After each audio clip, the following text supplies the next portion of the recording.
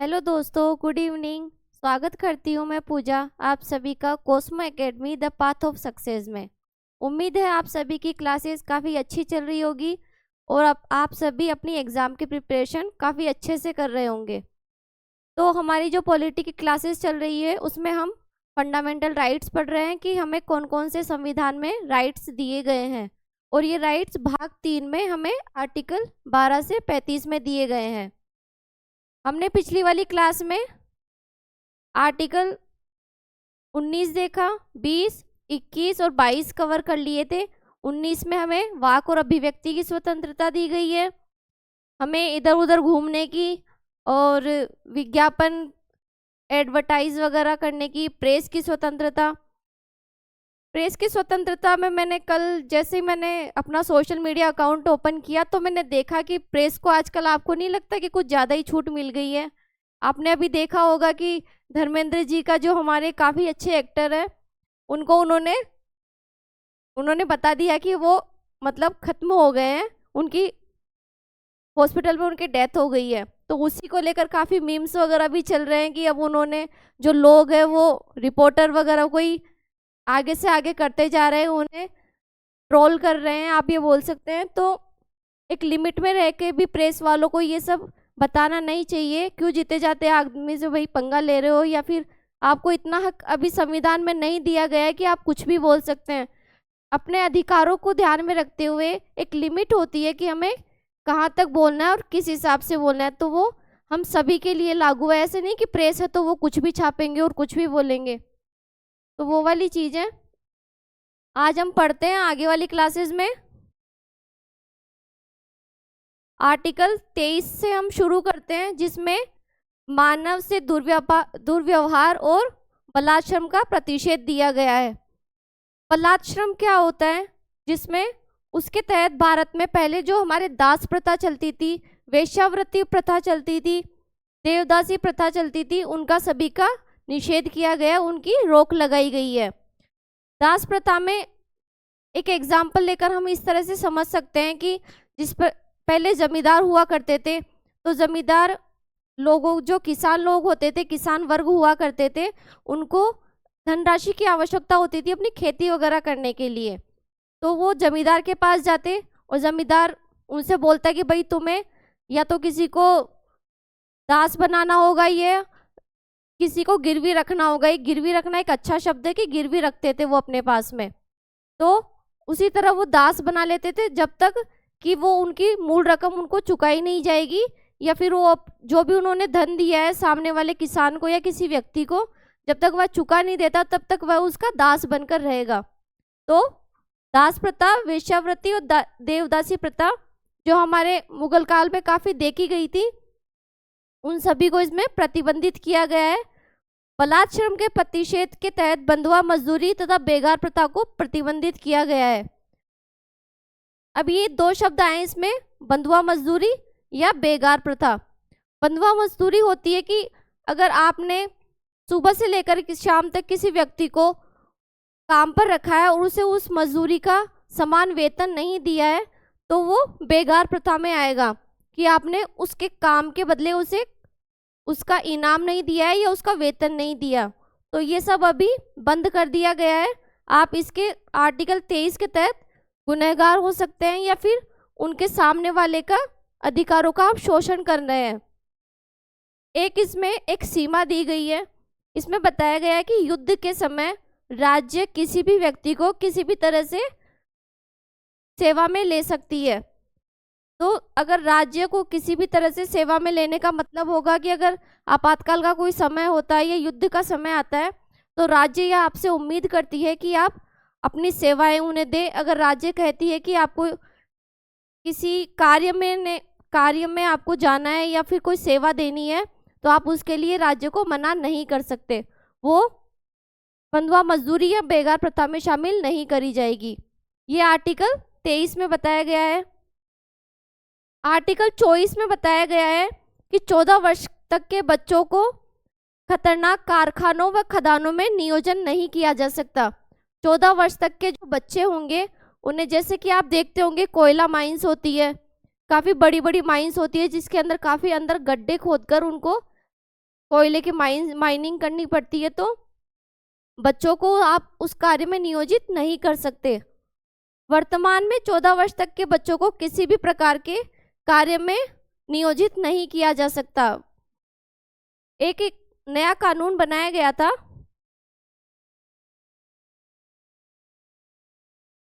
बाल श्रम निषेध एवं विनियमन अधिनियम, निषेध और विनियमन अधिनियम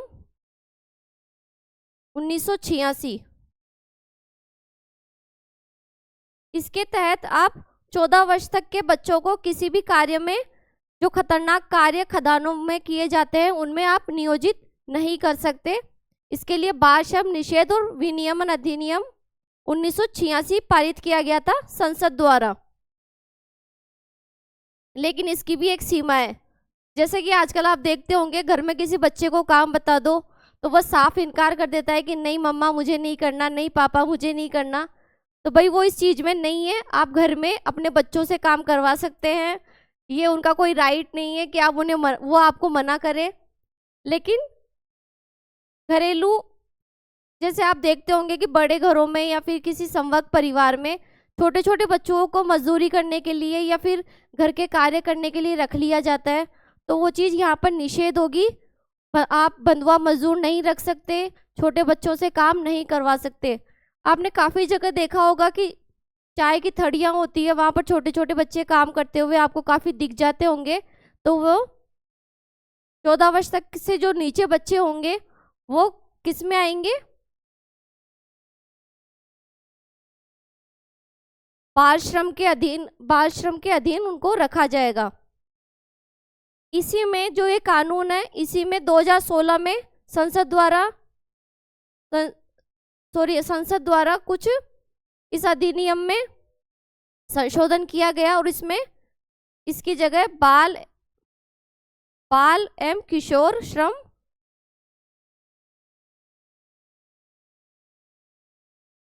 इसे बाल एवं किशोर श्रम अधिनियम निषेध एवं अधिनियम 1986 कहा गया। किशोर में हम कहाँ तक 14 से लेकर 16 साल तक के बच्चों को शामिल किया गया है और अब यह नियम बना दिया गया है कि आप 14 से लेकर 16 साल तक के बच्चों को इस तरह के खतरनाक कार्यों में संलग्न नहीं कर सकते। अगर आप उन्हें संलग्न करते हैं इस तरह के कार्यों में,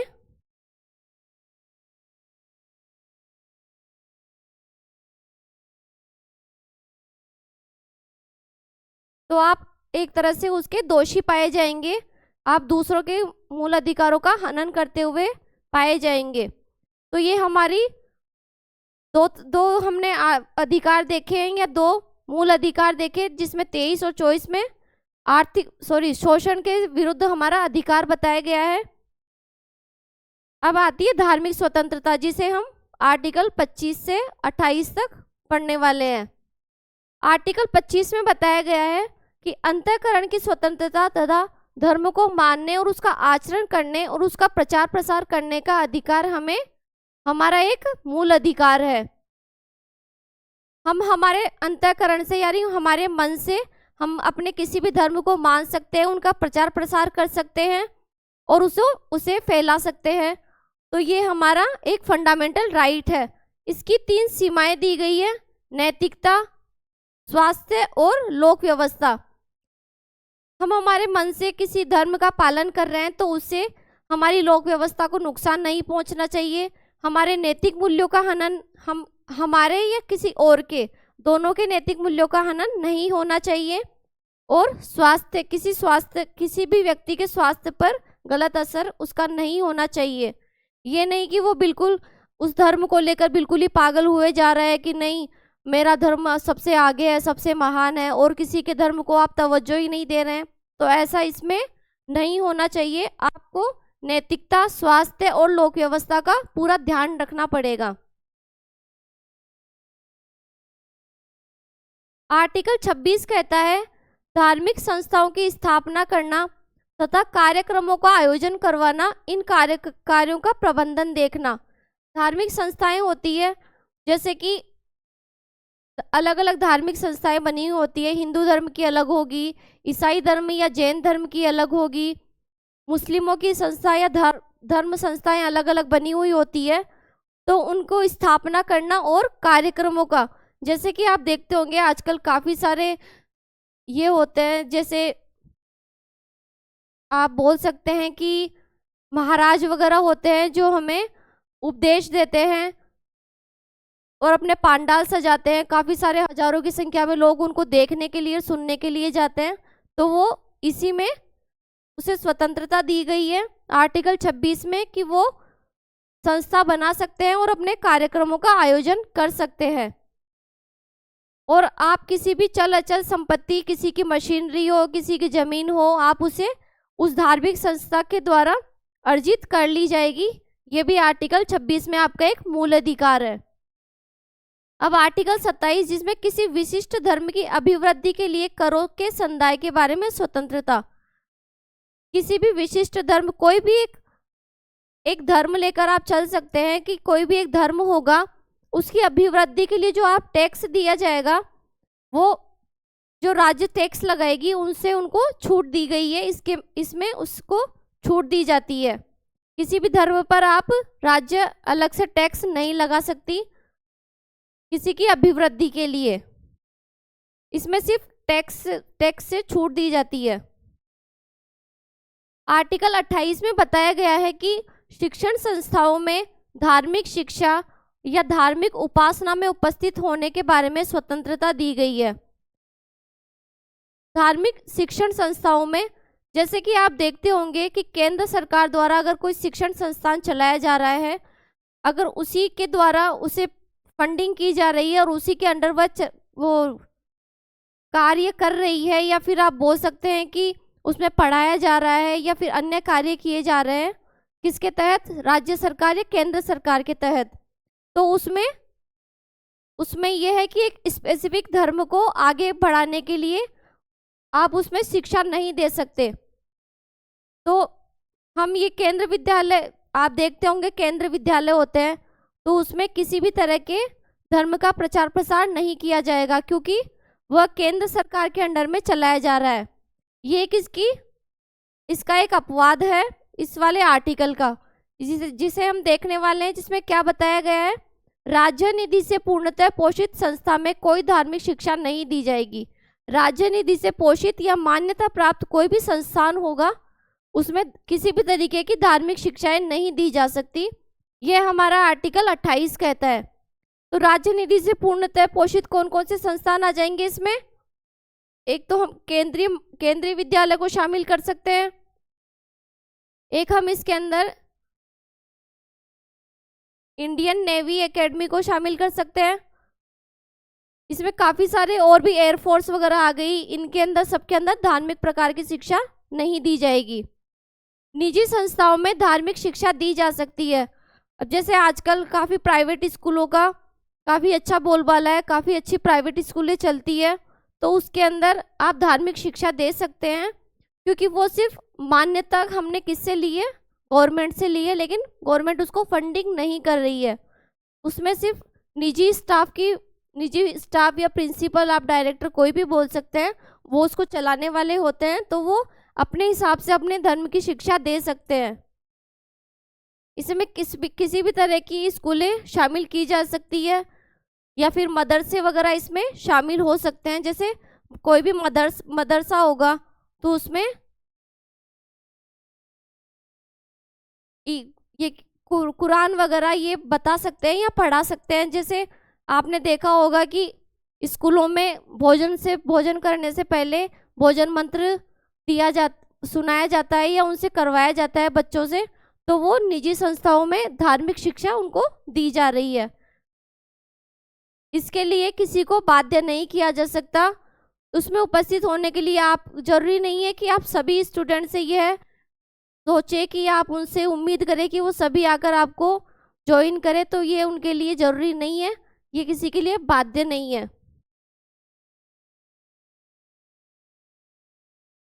आर्टिकल ये 25 से लेकर 28 तक हमें धर्म की स्वतंत्रता दी गई है। आर्टिकल 29 और 30 में बताया गया है संस्कृति एवं शिक्षा संबंधी अधिकार, और ये अधिकार अल्पसंख्यक वर्ग के लिए दिए गए हैं। आप आजकल नहीं, मतलब भारत में आप कहीं भी जा सकते हैं, कहीं भी रह सकते हैं, ये आपका एक मौलिक अधिकार है, मूल अधिकार है। लेकिन जब आप भारत में कहीं भी आ जा सकते हैं तो आपको अपनी संस्कृति, अपनी भाषा, अपनी लिपि, इन सभी को बनाए रखने का या उनका संरक्षण करने का आपका अपना एक अधिकार होता है। भारत के किसी भी राज्य क्षेत्र में रहने वाले नागरिकों को अपनी भाषा, अपनी लिपि और संस्कृति को बनाए रखना उसका एक अधिकार होगा। ये सिर्फ अल्पसंख्यक वर्गों के लिए नहीं है, ये बहुसंख्यक वर्गों के लिए भी लागू होता है। ये बहुसंख्यक वर्गों के लिए भी सेम चीज लागू होगी। वो अपनी भाषा, लिपि और संस्कृति के संरक्षण के लिए आवाज उठा सकते हैं, उसका संरक्षण कर सकते हैं। राज्य निधि से सहायता प्राप्त करने वाले किसी शिक्षण संस्थान में किसी भी नागरिक को धर्म, मूल वंश, जाति, लिंग या निवास स्थान के आधार पर प्रवेश से वंचित नहीं किया जा सकता। किसी भी तरीके के जो राज्य निधि से सहायता प्राप्त जो भी संस्थान होंगे, चाहे वो प्राइवेट संस्थान हो सकते हैं, सरकारी संस्थान हो सकते हैं, उसमें इन 5 आधारों पर प्रवेश से वंचित नहीं किया जा सकता। आर्टिकल 30 कहता है अल्पसंख्यकों को यह अधिकार दिया गया है कि वे शिक्षण संस्थाओं की स्थापना व उसका प्रशासन कर सकते हैं। अल्पसंख्यक जो भी होंगे वो अपने हिसाब से शिक्षण संस्थान बना सकते हैं, उनको संचालित कर सकते हैं, उनका प्रशासन कर सकते हैं। भाषा व धर्म के आधार पर सभी अल्पसंख्यक वर्ग शिक्षण संस्थाओं की स्थापना कर सकते हैं। धर्म व भाषा के आधार पर आप देखते होंगे कि जैसे सेंट वाली जो ब्रांचेस होती है वो किसके, ईसाइयों के, ईसाई नहीं, हाँ ईसाई उनको मानते हैं, तो ईसाई धर्म में सेंट की जो ब्रांचेस होती है वो इसमें शामिल करी जा सकती है। धर्म व भाषा के आधार पर सभी अल्पसंख्यक वर्ग शिक्षण संस्थाओं की स्थापना कर सकते हैं। जैसे वो अपनी शिक्षण संस्थाओं की स्थापना कर सकते हैं। जैसे आपने देखा होगा सेंट लॉरेंस स्कूल है, सेंट लुइस स्कूल है। इस तरह से शिक्षण संस्थाओं को सहायता देने में राज्य धर्म व भाषा के आधार पर भेदभाव नहीं करेगा। सभी शिक्षण संस्थाओं को राज्य समान निधि से फंड मुहैया कराएगा या उन्हें देगा। सहायता करने में धर्म ना तो भाषा के आधार पर और ना ही धर्म के आधार पर उनसे भेदभाव कर सकता है। और ये सिर्फ अल्पसंख्यकों के लिए है। जो 29वां आर्टिकल था वह अल्पसंख्यक और बहुसंख्यक दोनों के लिए था। आर्टिकल 30 सिर्फ अल्पसंख्यकों को यह सुरक्षा प्रदान करता है। आर्टिकल 29 का अधिकार अल्पसंख्यकों के साथ साथ अन्य वर्गों को भी दिया गया है। आर्टिकल 31 जिसको हटा दिया गया है और इसे आर्टिकल 300A में जगह दी गई है। जैसा कि मैंने आपको काफी बार बता दिया है, इसे 74वें संविधान संशोधन 1976 द्वारा हटा दिया गया और ये अब हमारा मूल अधिकार नहीं रह गया है, बल्कि ये हमारा संवैधानिक अधिकार है। इसे संविधान में अधिकार दिया गया है, ये हमारा मूल अधिकार नहीं है। ऐसा नहीं है कि हम उठते ही बोल देंगे कि ये संपत्ति हमारी है, ये हमारे मूल अधिकार में दिया गया है, तो मूल अधिकारों में से हटा दिया गया है और संवैधानिक अधिकार इसको बना दिया गया है या मान्यता दे दी गई है। आर्टिकल 31A जिसमें बताया गया है कि जन कल्याण को ध्यान में रखते हुए राज्य किसी की निजी संपत्ति व्यापार का अधिग्रहण कर सकता है तथा कितनी भी क्षतिपूर्ति उसे मुहैया करा सकता है। आजकल आप देखते होंगे कि हाईवे वगैरह बन रहे हैं, फ्लाईओवर बनते हैं या फिर कहीं रोड चौड़ी करी जा रही है, तो उसमें काफ़ी सारी दुकानें तोड़फोड़ करी जाती है, काफ़ी लोगों के घर भी उसमें चले जाते हैं। तो वो जन कल्याण के लिए राज्य को यह अधिकार दिया गया है कि वह उनकी ज़मीनें ले सकती है, उनकी तोड़फोड़ कर सकती है, लेकिन इसके बदले में एक निश्चित धनराशि उनको, राज्य को, उन लोगों को चुकानी पड़ती है। यह हमें आर्टिकल 31A में बताया गया है।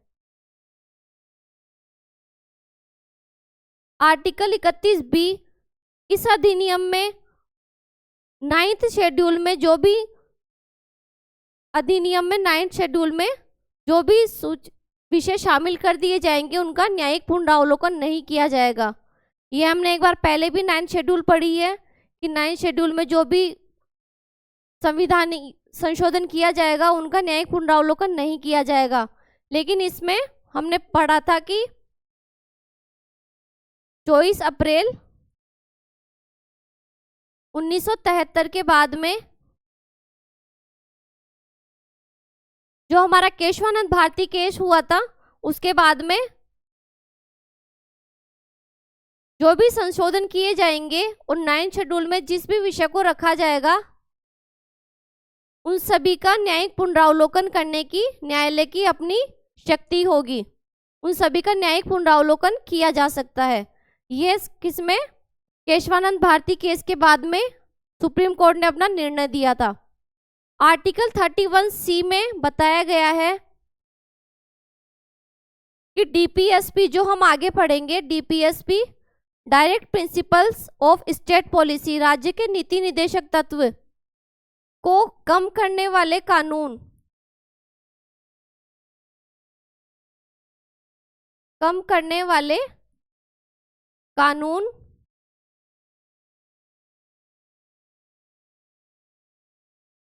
निलंबित हो जाएंगे। इसमें 2 कानूनों की बात करी गई है। डीपीएसपी में कौन कौन से 2 कानून हैं? जिसमें 39B और 39C को शामिल किया गया है। 39B में बताया गया है कि जो संसाधन होंगे उनका समाज में समान वितरण किया जाएगा। 39C में बताया गया है कि जो उत्पादन के साधन होंगे उनका भी समान वितरण राज्य की खुशहाली में या राज्य को ऊपर उठाने के लिए, आगे बढ़ाने के लिए जो संसाधन उपलब्ध होंगे, दोनों में संसाधनों की बात करी गई है, लेकिन इसमें संसाधन है और इसमें उत्पादन के साधन है। इनको समान राज्य या समान वितरण इनका कर सकता है। इन दोनों को डीपीएस मूल अधिकारों के ऊपर संरक्षण प्रदान किया गया है। ये इसमें बताया गया है आर्टिकल 31C में। आर्टिकल 31C में एक बात और कही गई है कि जो आर्टिकल 14 और 19 होगा, जब ये दोनों कानून, जब ये वाले कानून लागू किए जाएंगे तो हम इन कानूनों का सहारा लेकर दरवाजा किसका, न्यायालय का दरवाजा नहीं खटखटा सकते। न्यायालय के पास हम ये नहीं कह सकते कि हमारा जो 14 और 19 में जो मूल अधिकार दिया गया उनका हनन हो रहा है। अगर इनका हनन भी होता है तो भी ये दोनों कानून लागू रहेंगे। जिसमें 14 में बताया गया है कि विधि के समक्ष समता और समानता की बात करी गई है और 19 में हमें अभिव्यक्ति की स्वतंत्रता दी गई है, घूमने फिरने की स्वतंत्रता दी गई है। ये सब हमें 19 में बताया गया है। तो इन दोनों का अगर हनन भी होता है तो भी आर्टिकल 39B और 39C इन दोनों कानूनों के ऊपर जगह दी गई है। ये दोनों कानून इनके ऊपर रहेंगे, मूल अधिकार के ऊपर। ये आर्टिकल 31C में बताया गया है और ये आर्टिकल 1971 में 25वें संविधान संशोधन द्वारा जोड़ा गया था।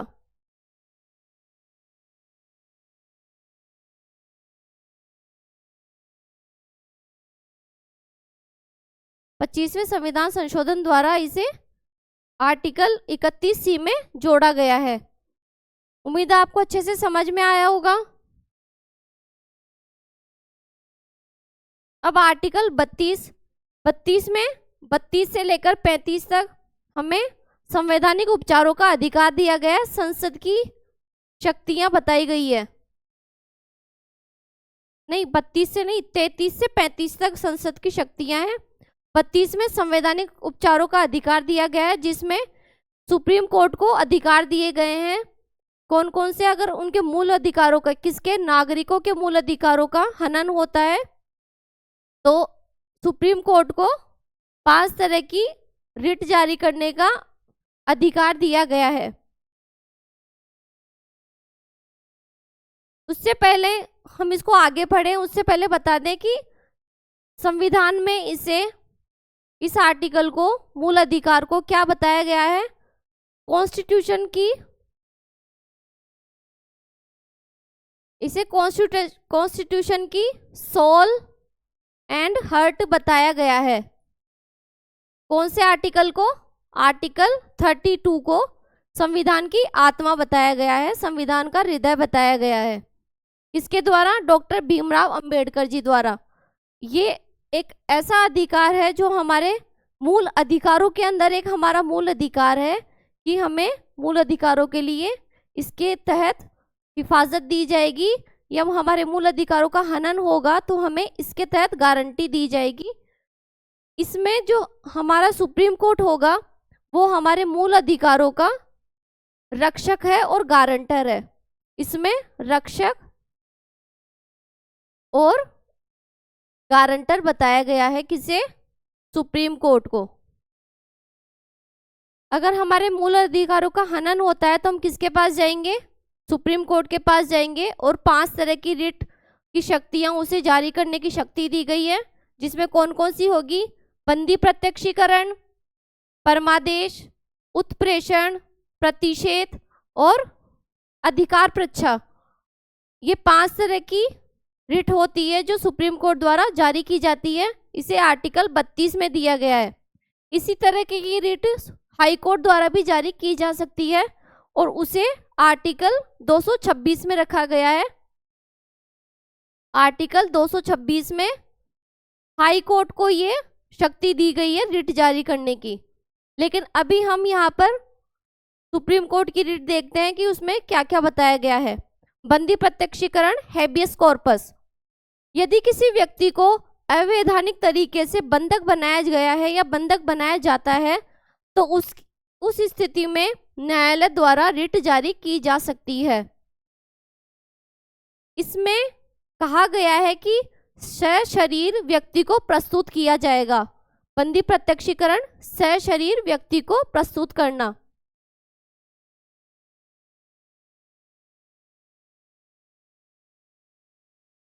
सशरीर व्यक्ति को प्रस्तुत करना।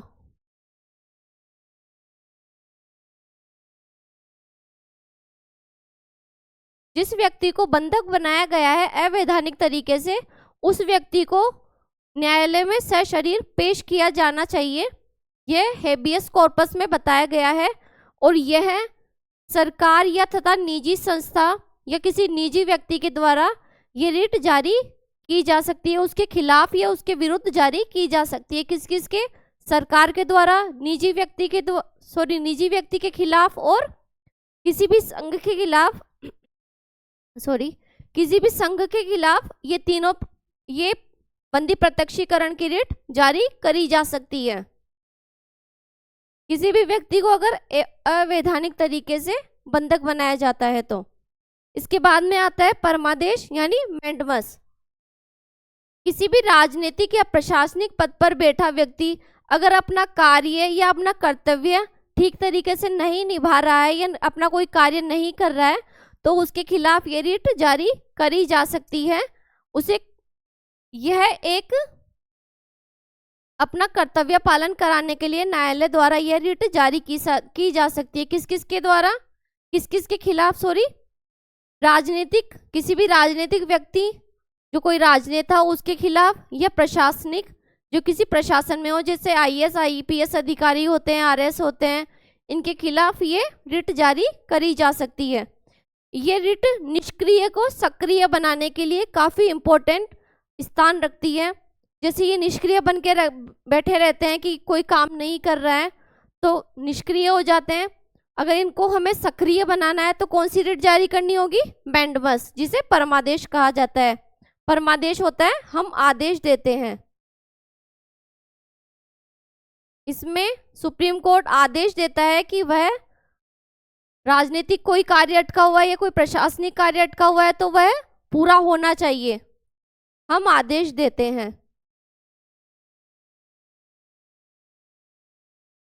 इसके आगे आता है, ये मैंने आपको बताया कि निष्क्रिय को सक्रिय बनाती है। ये कुछ लोग होते हैं जिनके विरुद्ध ये रिट जारी नहीं की जा सकती, जिसमें राष्ट्रपति जी शामिल है, राज्यपाल शामिल है, आपके निजी व्यक्ति तथा संस्था, इनके खिलाफ भी ये रिट जारी नहीं की जा सकती। निजी व्यक्ति या खिलाफ या संस्था के खिलाफ कौन सी बताई थी मैंने अभी आपको? बंदी प्रत्यक्षीकरण। कई बार एग्जाम्स में इस टाइप से सवाल पूछे जाते हैं कि 5 तरीके की रिट आपको यहाँ लिख दी जाएगी और 5 ऑप्शन यहाँ दे दिए जाएंगे और उनको आपका मिलान करना होता है कि कौन सी रिट किस पर्पज में यूज करी जाती है। तो आपको ये अच्छे से ध्यान रखना होगा कि बंदी प्रत्यक्षीकरण किसी भी सरकारी संस्था, किसी भी निजी व्यक्ति या संस्था के लिए, सरकार के लिए, संस्था के लिए और निजी व्यक्ति के लिए लागू की जा सकती है।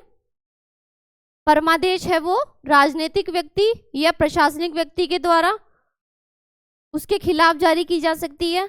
लेकिन राजनीति में कौन कौन से शामिल नहीं किए गए हैं? राष्ट्रपति, राज्यपाल, निजी व्यक्ति या संस्था, अगर किसी की विवेकाधीन शक्तियां हो उसके खिलाफ, और हाई कोर्ट के मुख्य न्यायाधीशों के खिलाफ भी यह रिट जारी नहीं की जा सकती। इसके आगे आती है प्रोहिबिशन, प्रतिषेध या मना करना।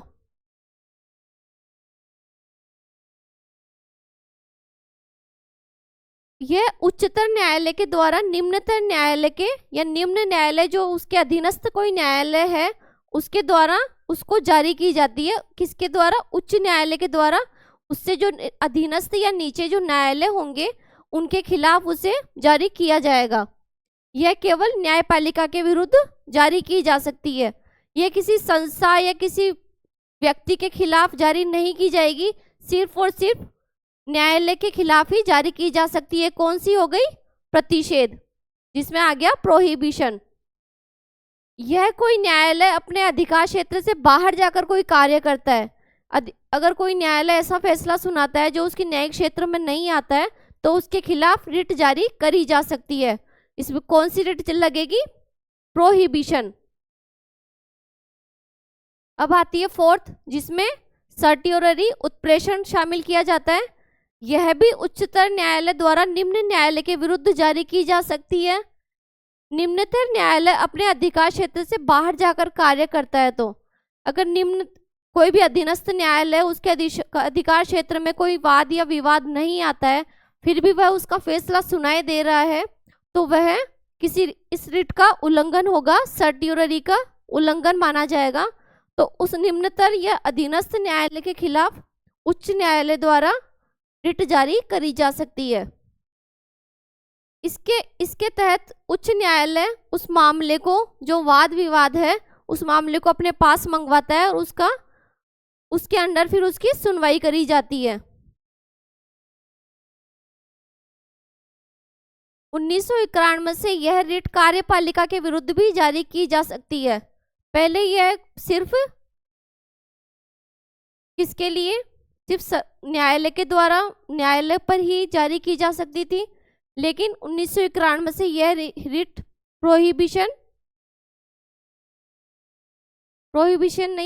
सर्टियोररी किसके द्वारा? सरकार के कार्यपालिका पर भी लागू की जा सकती है, उसके विरुद्ध भी जारी की जा सकती है। अब हम एक छोटा सा डिफरेंस है प्रोहिबिशन और सर्टियोररी में जो देख लेते हैं क्या बताया गया है, क्योंकि दोनों में न्यायालय की बात करी गई है। दोनों में बताया गया है कि उच्चतम न्यायालय द्वारा निम्न या अधीनस्थ न्यायालय को ये रिट जारी करी जा सकती है। तो इसमें थोड़ा बहुत अंतर तो समझने के लिए होना ही चाहिए कि हमें कैसे पता चलेगा कि कौन सी रिट किसमें काम आएगी। तो सेम इसमें ये चीज दी गई है कि निम्नतर न्यायालय को केवल रोका जाता है। प्रोहिबिशन में निम्नतर न्यायालय को सिर्फ इसमें रोका जाएगा, उसे सिर्फ मना किया जाएगा। लेकिन इसमें होता है सर्टियोररी में कि उच्चतम न्यायालय उस केस की सुनवाई स्वयं करेगा। जो केस अधीनस्थ न्यायालय या निम्नतर न्यायालय के पास था, उसकी सुनवाई उच्चतम न्यायालय वापस से उस केस को खोलेगा और उसकी सुनवाई खुद करेगा। सुनवाई के दौरान ही जारी की जा सकती है। जब सुनवाई होगी उस केस की, उसके दौरान ही प्रोहिबिशन में रिट जारी की जा सकती है। प्रोहिबिशन की रिट जारी करी जा सकती है, लेकिन इसमें सर्टियोररी में सुनवाई के दौरान और सुनवाई पूरी होने के बाद भी यह रिट जारी करी जा सकेगी। तीसरा है, यह केवल न्यायपालिका के विरुद्ध जारी की जा सकती है। इसमें सिर्फ एक छोटा सा हो गया कि प्रोहिबिशन में सिर्फ न्यायालय के खिलाफ, अधीनस्थ न्यायालय के खिलाफ या निम्नतर न्यायालय के खिलाफ, और सर्टियोररी में क्या होगा, पहले सिर्फ न्यायालय के खिलाफ थी, लेकिन अब इसमें कार्यपालिका को भी शामिल कर लिया गया है। तो यह कार्यपालिका व न्यायपालिका दोनों के विरुद्ध जारी करी जा सकती है। इसमें सिर्फ ये कि कार्यपालिका जितना डिफरेंस शामिल किया गया है, और इतना सा कि जब सुनवाई होती रहेगी उसके दौरान प्रोहिबिशन लागू किया जा सकता है, या प्रोहिबिशन की रिट जारी करी जा सकती है, और सर्टियोररी की सुनवाई के बाद में भी जारी करी जा सकती है। बाद में लास्ट में 5वीं है को वारंटो अधिकार प्रच्छा, पूछने का अधिकार।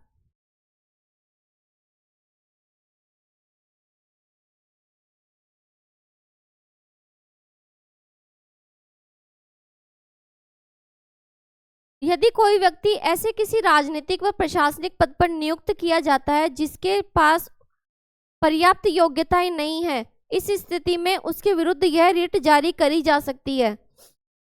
काफी सारे लोग ऐसे होते हैं जो राजनेता बनने के लायक भी नहीं होते, फिर भी उनको राजनेता बना दिया जाता है, या मंत्री परिषद में कोई स्थान दे दिया जाता है, चाहे वह उसका बेसिक जानता ही ना हो, या फिर आप बोल सकते हैं कि भाई कहीं जाना ही कोना, फिर भी जना जो इन अत्तो बड़ो पदकियां दे दिया। मारवाड़ी में अपने ऐसे ही बोला जाता है ना। तो वो वाली चीज है कि राजनीतिक और प्रशासनिक पदों पर ऐसे व्यक्तियों को नियुक्त कर दिया जाता है जो उनके बारे में या उस क्षेत्र के बारे में कुछ जानते ही नहीं है, तो उनके खिलाफ भी यह अधिकार प्रच्छा, यह हमें पूछने का अधिकार है, और उसके विरुद्ध यह रिट को वारंटो जारी की जा सकती है। यह नियुक्त करने वाले के विरुद्ध जारी नहीं की जा सकती, बल्कि नियुक्त होने वाले व्यक्ति के खिलाफ, यह जो भी व्यक्ति नियुक्त करेंगे उसके खिलाफ यह जारी नहीं की जा सकती, बल्कि जो व्यक्ति नियुक्त होगा उसी को पूछा जाएगा कि भाई उसके पास कौन सी क्वालिफिकेशन है जिसके हिसाब पर उसको ये पद दिया गया है, तो सिर्फ उसी के खिलाफ यह रिट जारी करी जा सकती है। सेम रिट जो बताई गई है वो आर्टिकल 32 में सुप्रीम कोर्ट को दी गई है, और आर्टिकल 226 में उच्च न्यायालयों को दी गई है। इसमें थोड़ा बहुत डिफरेंस है कि कौन सी सीमा तक कौन रिट जारी कर सकता है, सिर्फ इतना ही है। बाकी दोनों तरीके की रिट जो 5-5 रिट दी गई है दोनों न्यायालय जारी कर सकते हैं। लेकिन फिर भी जो उच्च न्यायालय होते हैं उनके अधिकार क्षेत्र उच्चतम न्यायालय से काफी बड़ा होता है। उच्चतम न्यायालय सिर्फ और सिर्फ 5 तरीके की रिट जारी कर सकते हैं, और ये सिर्फ रिट मूल अधिकारों का जब हनन होगा उसी में शामिल करी गई है, उसी के खिलाफ आप जारी कर सकते हैं। जो आपके मूल अधिकारों का हनन है, जो 12 से 35 में मूल अधिकार दिए गए हैं, अगर उनका किसी क्षेत्र में हनन होता है या उनको निष्क्रिय किया जाता है तो आप सर्वोच्च न्यायालय जा सकते हैं, रिट जारी कर सकते हैं। आर्टिकल 226 जिसमें उच्च न्यायालय को शक्ति दी गई है, उसको मूल अधिकारों में यह शक्ति नहीं दी गई है, बल्कि जो मूल अधिकार से बाहर या इतर जो संविधान जो आपके आर्टिकल्स होंगे उनकी अगर अवमानना होती है तो उनके खिलाफ भी उसको रिट जारी करने का अधिकार दिया गया है। तो चलिए देखते हैं। सुप्रीम कोर्ट रिट जारी करने के लिए बाध्य है। सुप्रीम कोर्ट इस बाध्यता में रहता है। इसमें बताया गया है कि सुप्रीम कोर्ट मूल अधिकारों का रक्षक और गारंटर है, तो उसे रिट जारी करनी ही पड़ेगी। इसमें आर्टिकल 226 में ऐसी कोई बाध्यता नहीं है, उसकी अपनी मनन शक्ति होगी, वो अपने हिसाब से रिट जारी कर सकते हैं। जारी करने के लिए बाध्य नहीं है क्योंकि अनुच्छेद 226 मूल अधिकार नहीं है, मूल अधिकार सिर्फ 32 में शामिल किया गया है। सुप्रीम कोर्ट केवल मूल अधिकारों के हनन होने पर रिट जारी कर सकता है, अन्य मामलों पर रिट जारी नहीं कर सकता। लेकिन हाई कोर्ट मूल अधिकारों में हनन के साथ साथ अन्य मामलों में भी रिट जारी कर सकता है। तो इस हिसाब से क्षेत्राधिकार किसका बड़ा हुआ? हाई कोर्ट का क्षेत्राधिकार सुप्रीम कोर्ट से बड़ा होता है। राष्ट्रीय आपातकाल के दौरान आर्टिकल 32 को निलंबित किया जा सकता है। ऐसी स्थिति में सुप्रीम कोर्ट रिट जारी नहीं कर सकती। कब? राष्ट्रीय आपातकाल, जो कौन से में? आर्टिकल 359 में शामिल है। राष्ट्रीय आपातकाल, अगर राष्ट्रीय आपातकाल लागू कर दिया जाता है तो सुप्रीम कोर्ट द्वारा ये रिट जारी नहीं की जाएगी। आर्टिकल 32 उस समय निलंबित हो जाता है। राष्ट्रीय आपातकाल के दौरान आर्टिकल 226 को निलंबित नहीं किया जा सकता, इसलिए इसकी रिट अधिकारिता बनी रहती है। किसकी? हाई कोर्ट की। उपयुक्त तथ्यों से यह स्पष्ट होता है कि एससी की तुलना में, सुप्रीम कोर्ट की तुलना में हाई कोर्ट की रिट अधिकारिता अधिक विस्तृत है, उसका अधिकार क्षेत्र काफी बड़ा है। आर्टिकल 33, 34 और 35, इसमें संसद को शक्ति दी गई है। संसद को यह शक्ति दी गई है कि इसमें संसद की शक्तियां बताई गई है।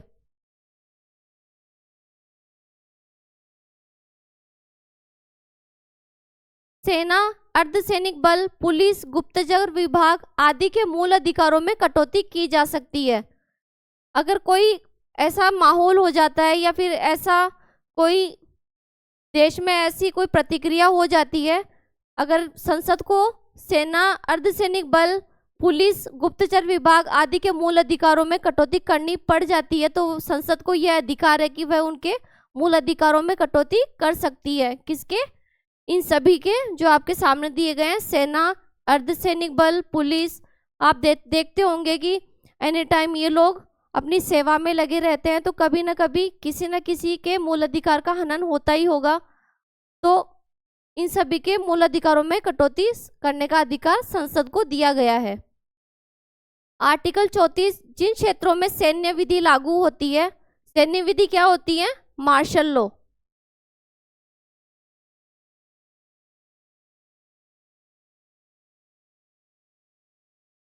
सैन्य विधि लागू होती है उन क्षेत्रों में मूल अधिकारों में कटौती की जा सकती है। मार्शल लॉ में सभी शक्तियां सेना के पास चली जाती है, सेना के अधीन चली जाती है। संविधान में सैन्य विधि की व्याख्या नहीं की गई है। संविधान में हमें कहीं भी सैन्य विधि की व्याख्या नहीं दी गई है कि सैन्य विधि के अंदर क्या क्या दिया जाएगा। सिर्फ यह बताया गया है कि जिन क्षेत्रों में सैन्य विधि लागू होगी, तो आपको पता है कि जहाँ हिंसा होती रहती है या फिर कई दंगे फसाद हो जाते हैं, वहाँ पर सैन्य विधि काफ़ी बार लागू करी जाती है। तो वो उन्हीं क्षेत्रों के इस बारे में बात करी गई है कि मूल अधिकारों में उसमें कटौती की जा सकती है। और ये किसको है? ये भी संविधान का अपना एक अधिकार होगा, सॉरी, संसद का अपना एक अधिकार होगा। आर्टिकल 35, इसे अब हटा दिया गया है। ये जम्मू कश्मीर के बारे में बताता था कि जम्मू कश्मीर को एक स्पेशल राज्य ये बताने के लिए उसके कौन कौन से अधिकार क्षेत्र दिए गए थे, उनके कौन कौन से मूल अधिकार उसमें बताए गए हैं। लेकिन अब ये हटा दिया गया है, तो इसे पढ़ने की अब जरूरत भी नहीं है। ये जम्मू कश्मीर के बारे में सभी बताया गया है। ये हमारे आर्टिकल यहाँ पर पूरे हो गए हैं 12 से 35 तक। आज हमारा भाग 3 पूरा हो गया है। कल से हम डीपीएसपी देखेंगे। ये हमारे डीपीएसपी कौन कौन से, उससे पहले यहाँ बताया गया है कि वे मूल अधिकार, मैंने आपको तीसरी या चौथी क्लास में बताया होगा कि 5 तरीके के अधिकार है जो सिर्फ भारतीय नागरिकों पे लागू होते हैं। और ये सभी मूल अधिकार विदेशों के लिए लागू नहीं किए जाएंगे, सिर्फ भारतीय नागरिकों को ये अधिकार कौन कौन से हैं? 15, 16, 19, 29, 30। 15 जिसमें 5 आधार दिए गए थे, धर्म, मूल वंश, जाति, लिंग और निवास के आधार पर कोई आपसे भेदभाव नहीं करेगा। इसमें लोक नियोजन में समता आ गई थी। इसमें वाक और अभिव्यक्ति की स्वतंत्रता, घूमने फिरने की स्वतंत्रता, जिसमें सभी को घूमने की, अपना संघ बनाने की, सम्मेलन करने की, ये सभी स्वतंत्रता दी गई है। विचरण करने की या फिर आजीविका की। ये सब हमें 19 में बताया गया है। आर्टिकल 29 और 30 अल्पसंख्यकों के हितों की रक्षा बताया गया है। तो ये सब हमें आर्टिकल मूल अधिकार है जो सिर्फ भारतीय नागरिकों को बताए गए हैं।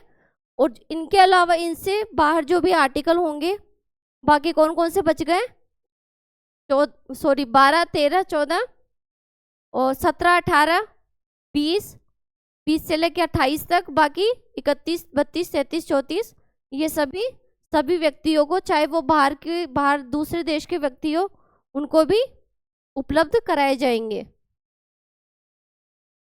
तो आज की हमारी क्लास यहीं तक पूरी होती है। आप हमारे टेलीग्राम चैनल को ज्वाइन कर सकते हैं और आपकी क्लासेस काफ़ी अच्छी चल रही है। उम्मीद है आप सभी को अच्छे से समझ में भी आ रहा होगा। तो आप हमारे साथ इसी तरह बने रहिए और सपोर्ट कीजिए और लाइक, शेयर और सब्सक्राइब करिए। Thank you.